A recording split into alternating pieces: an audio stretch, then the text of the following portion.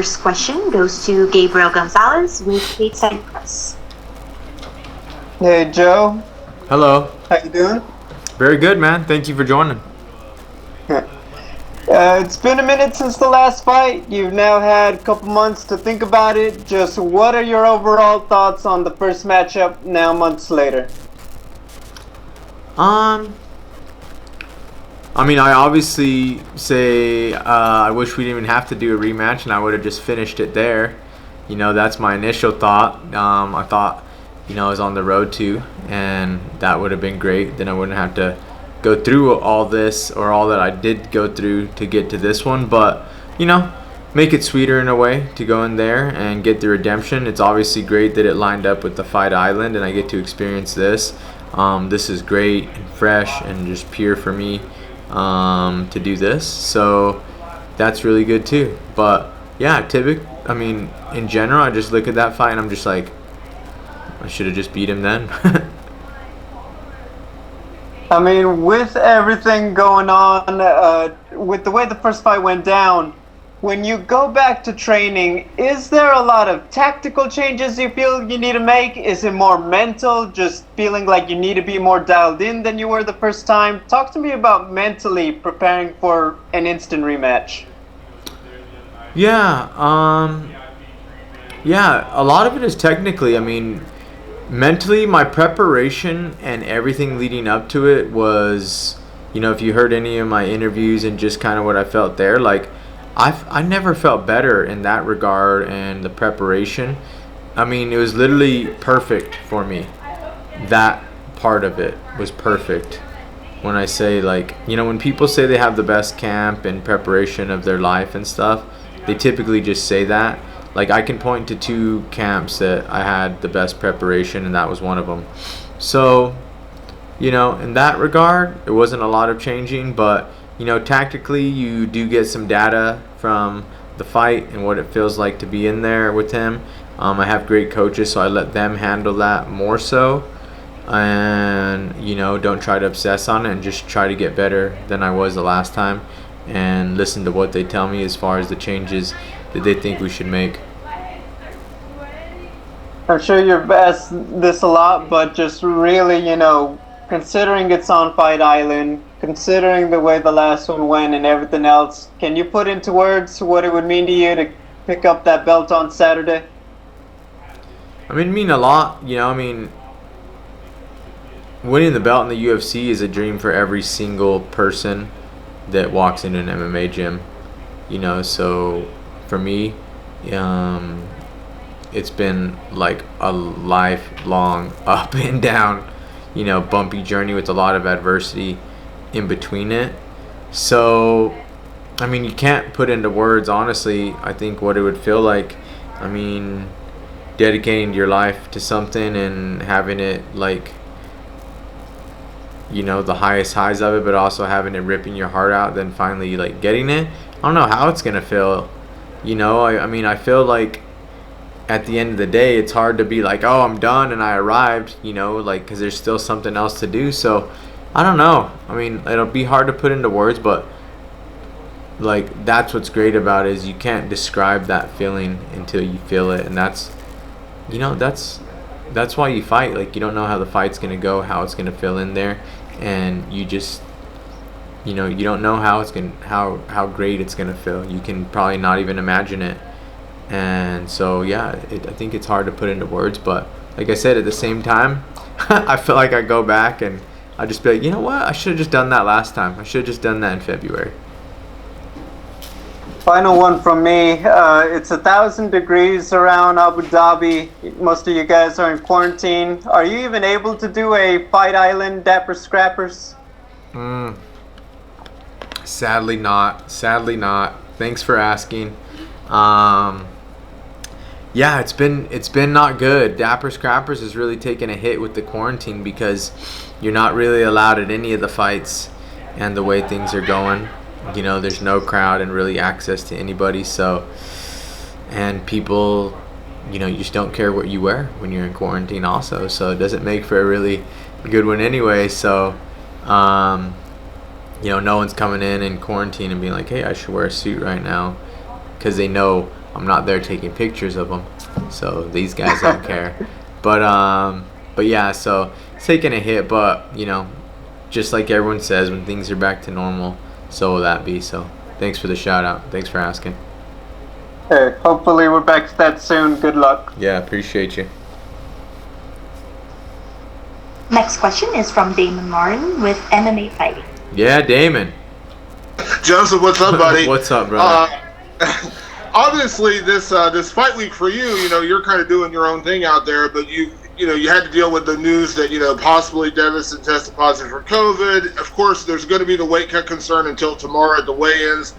Did you have to ignore all that? I mean, is it impossible not to pay attention to some of that stuff going on?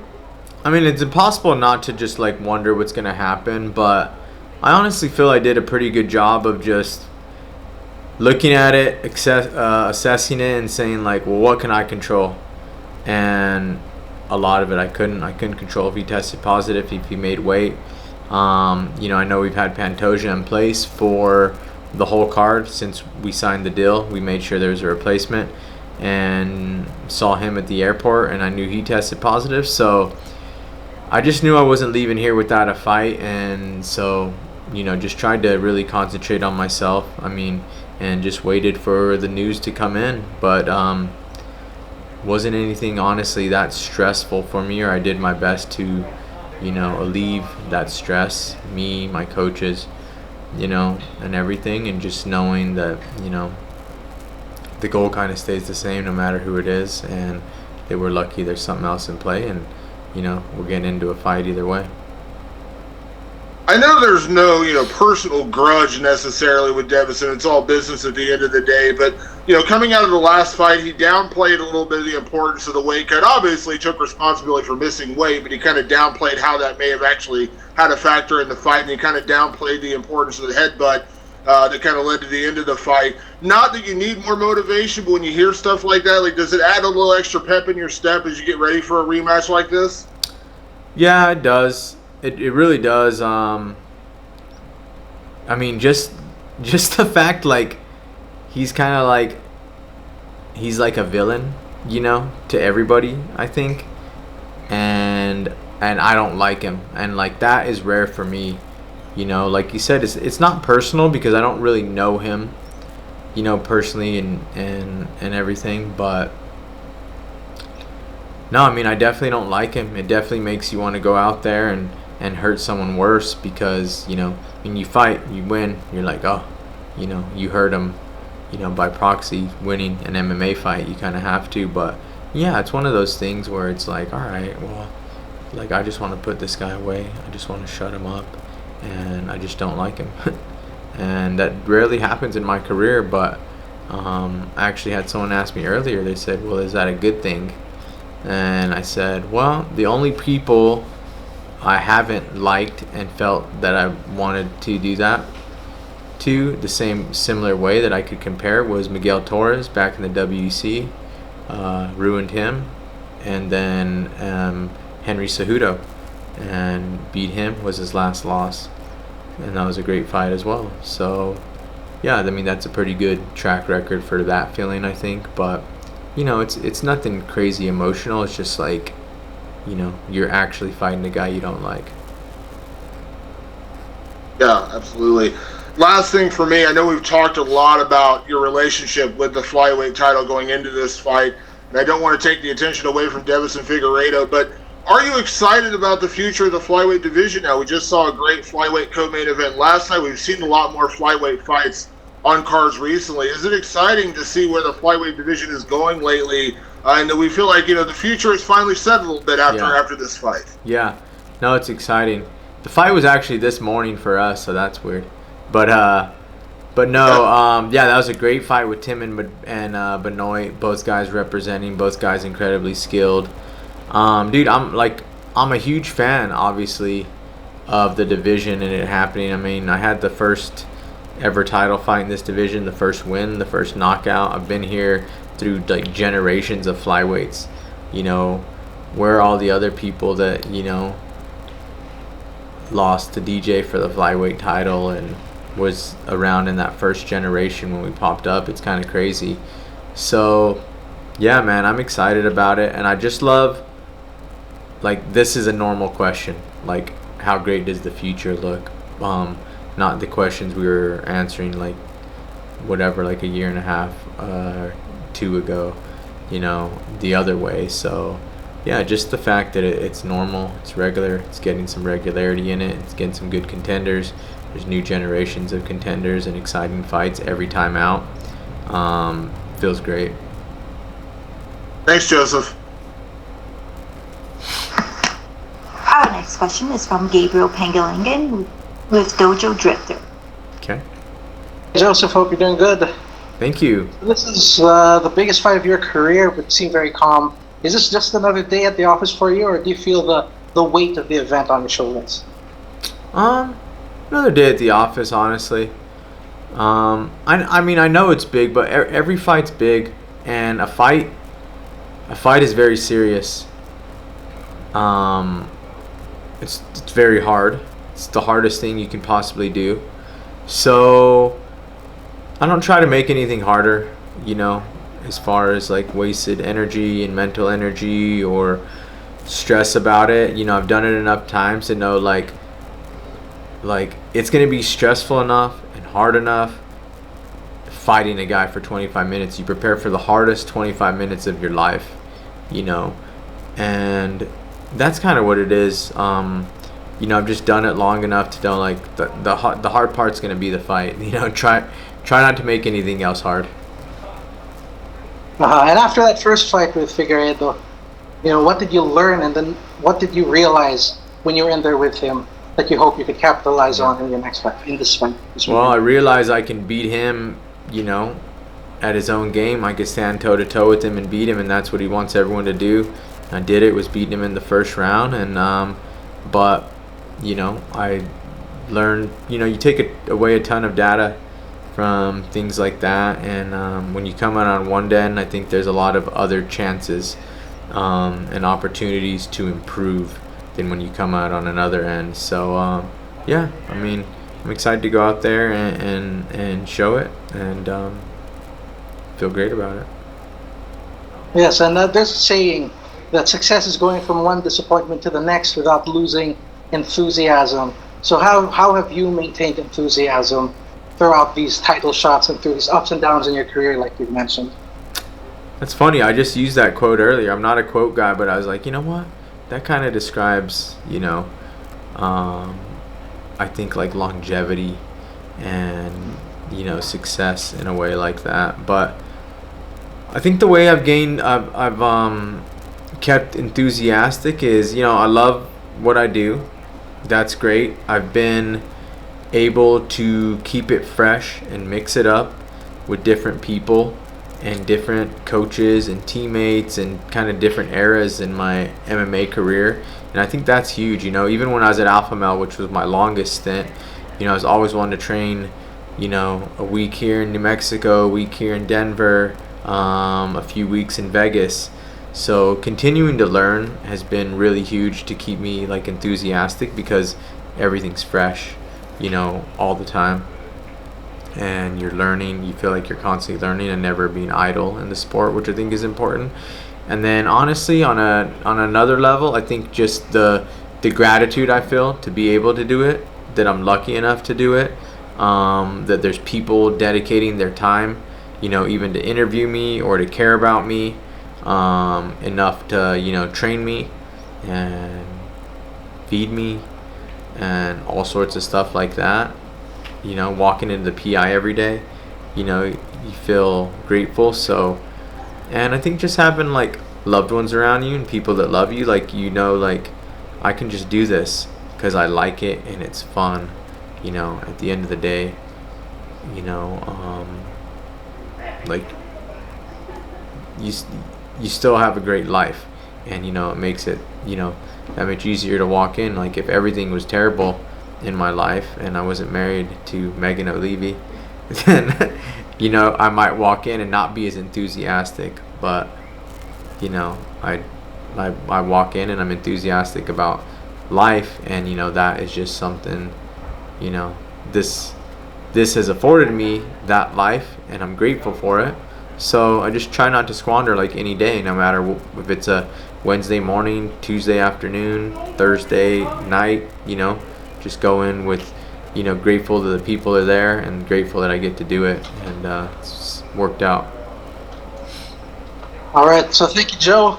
We wish you the best of luck this weekend. Thank you. Appreciate you. Our last question is from Augusto Hermanias Gay with Samas MMA. Perfect. Hi Joseph, how are you? Very good. Thank you.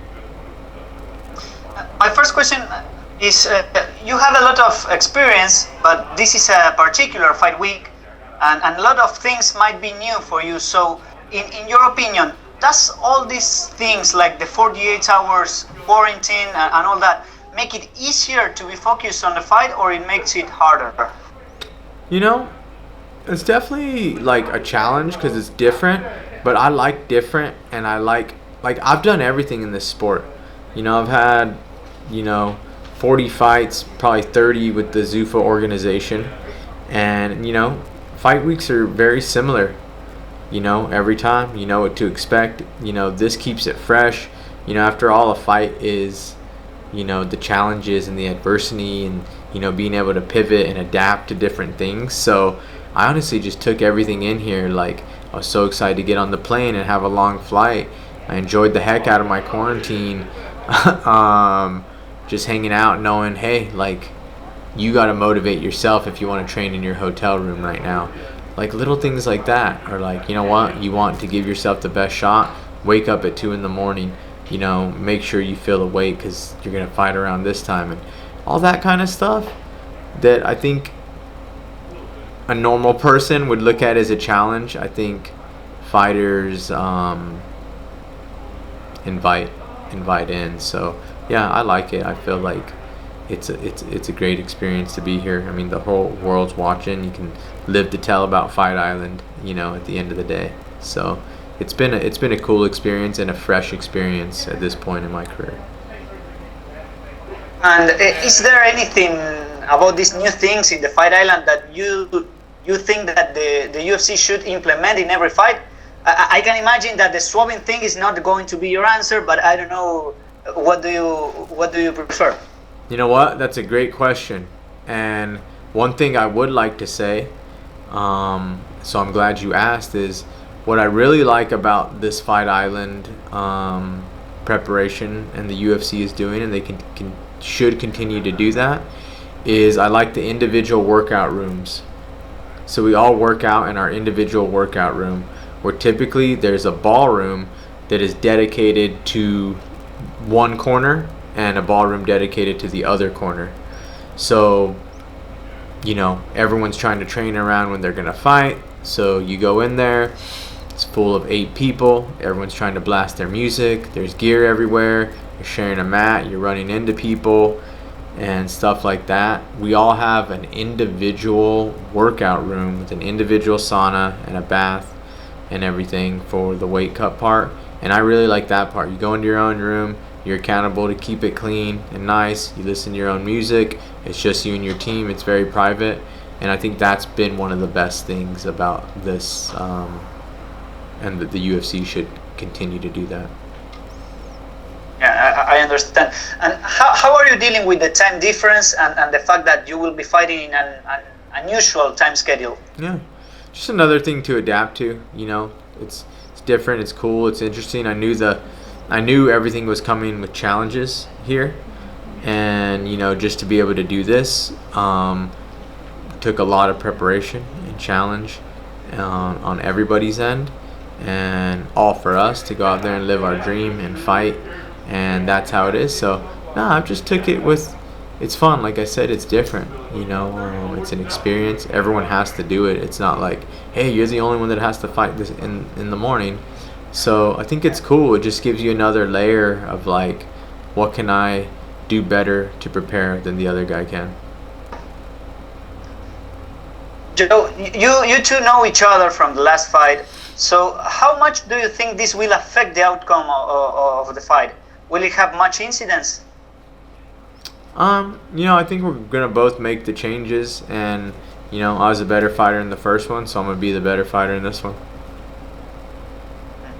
And my last one, Davison had said that he wants to submit you. Do you think he will take the fight to the ground?